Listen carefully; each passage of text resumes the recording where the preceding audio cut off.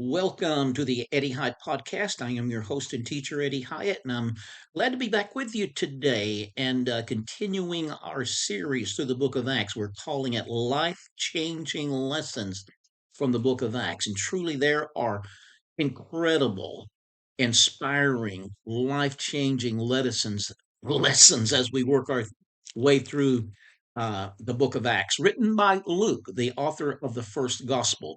In fact, it is considered a two-volume work, uh, Luke and Acts. He gives a history of Jesus, the story of Jesus, and then he picks up where he leaves off in the gospel. He leaves off, of course, with the resurrection and the ascension of Jesus into heaven and the giving of the Great Commission to the disciples.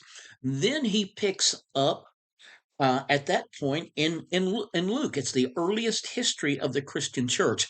Now, today, there are two emphases that I want to bring forth. First of all, I want to show you how that a powerful work of the Holy Spirit in evangelism or in revival will bring about an economic collapse in some situations and in segments of the economy of a city or nation. And then I want to show you an example of why we must not lose our focus in preaching and teaching a Christ-centered gospel, a Christ-centered faith. But we'll start reading in Acts chapter 19, and let's start reading at verse 23. And it says, "And about that time there was a great commotion about the way." You'll remember in a former episode where Luke used this expression, the way. It's a term for the Christians, for the church, for the believers. This messianic Jesus movement was called the way in those early days, and maybe it got that name because I'm sure that the disciples often quoted the words of Jesus in John 14:6. I am the way, the truth, and the life. So and about that time, there was a great commotion about the way. The way will cause commotion. Um, it is not a seeker friendly. Paul was not a seeker friendly a preacher where he went out of his way not to offend anybody. No, he caused commotions and riots broke out everywhere he went. Wow. So then, verse 24, for a certain man named Demetrius, a silversmith, who made silver shrines of Diana, brought no small profit to the craftsmen. No small, in other words, they were raking in a lot of money. Now, let me put this in context. Remember, this massive temple of Diana was considered one of the seven wonders of the ancient world. The Devoted to the goddess Diana. The Romans called her Diana. The Greeks called her Artemis. That's why in the King James you'll see her referred to as Diana, but in later translations like the NIV you'll see her referred to as Artemis. They're both true because one is the name used by the Romans, the other one is the name used by the Greeks. Now, uh, so this was a massive temple and surrounded with huge pillars 60 feet tall, and people came from all over just to see this site. But also there were many devotees to this female goddess, not just in Ephesus but from all over the Greco-Roman world, the world of Greece and Rome. And so the entire economy of the city was built on the tourism that came, at least much of the economy, we'll put it like that. The major part of the economy was based on the tourists who came there either to just view this magnificent sight or came there because they were followers, they were devotees of Artemis, the female goddess. And so there were shops and stands, and people sold little images of the temple and little images of the goddess herself. And there was a bricks trade, and some people made a lot of money. So this is what this is all about.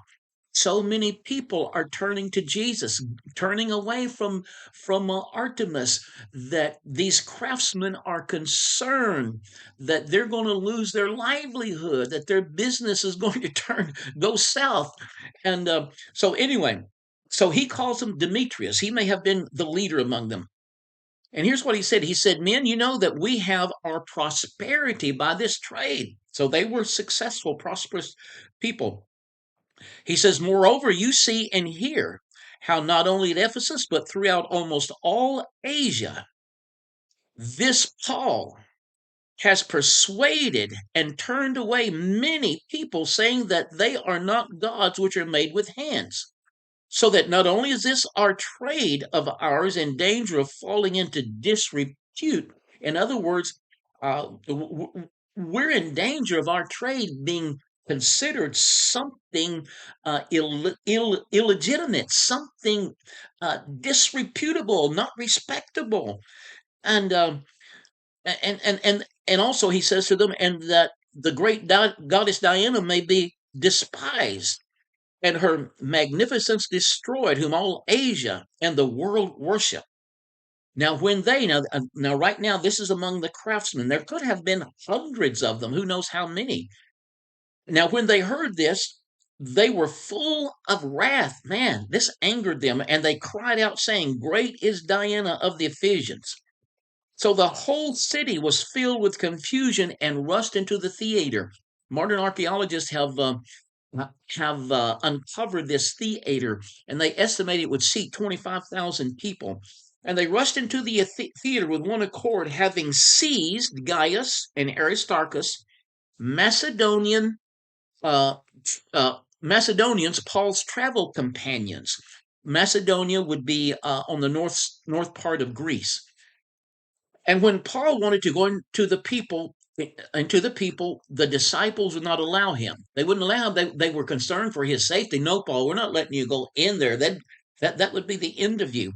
And it says, then some of the officials of Asia who were his friends, some of the officials, wow, it's amazing. Paul's message has impacted even some of the high officials of the Roman province of Asia. They were concerned for his safety, and they sent to him pleading that he would not venture into the theater. And here in the theater, so there would have been thousands of people packed in there. Some cried one thing and some another. But the assembly was confused, and most of them did not know why they had come.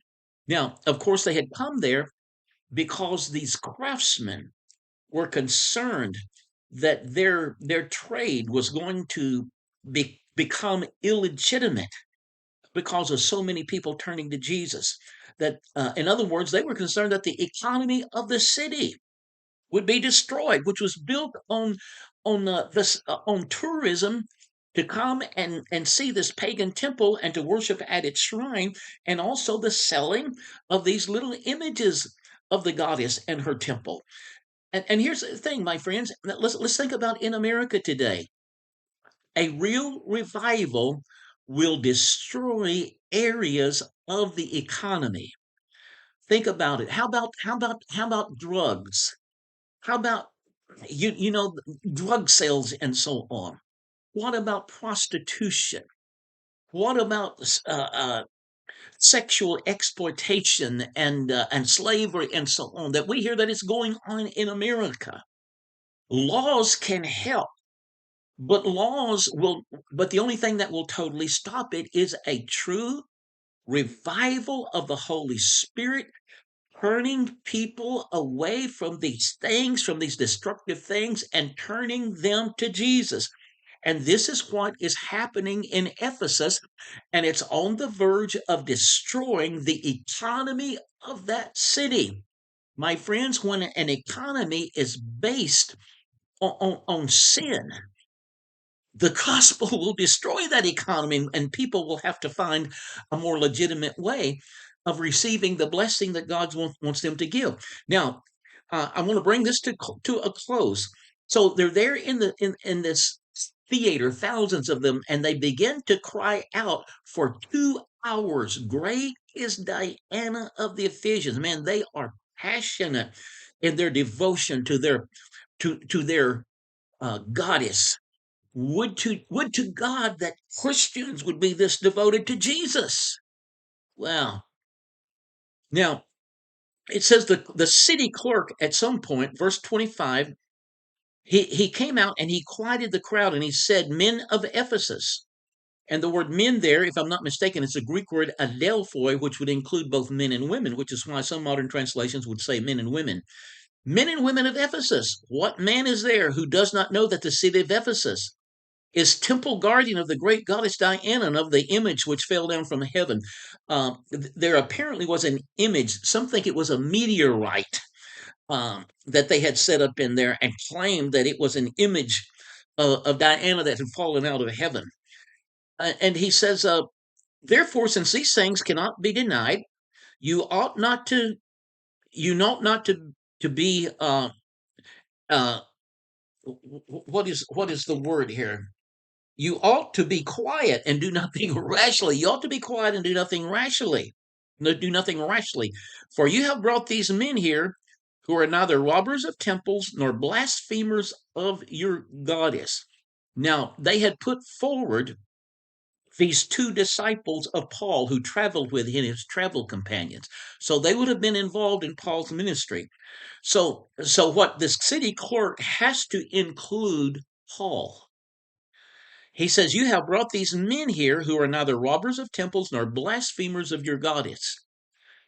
In all of Paul's time there, he's been there for about 3 years. He did not focus on blaspheming, tearing down their goddess. He focused on lifting up Jesus. And my friends, when Jesus is presented for who he really is, God incarnate, he is the Messiah, the promised Messiah of God. He is God incarnate. He is the creator of all things. He is the only way that people can come to know God. There is no other way. And when Jesus is preached in all of his fullness and glory, there is no room for Mohammed. There is no room for Buddha. There is no room for Krishna. There is only Jesus. He is the way. He is the truth. He is the life. Wow. Yeah, it's easy to get distracted. There is so much that is not right in the world today. And there is a time to address things that are not right.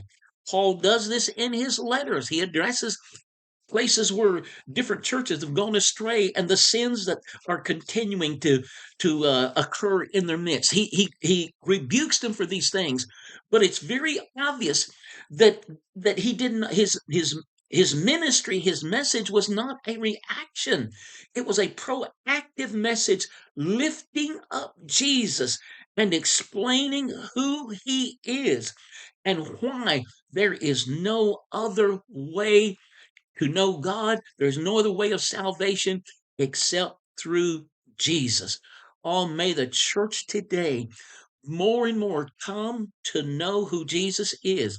I have written a book called Discovering the Real Jesus. I tell you what, I would greatly, if you don't have this book, I would encourage you to get it.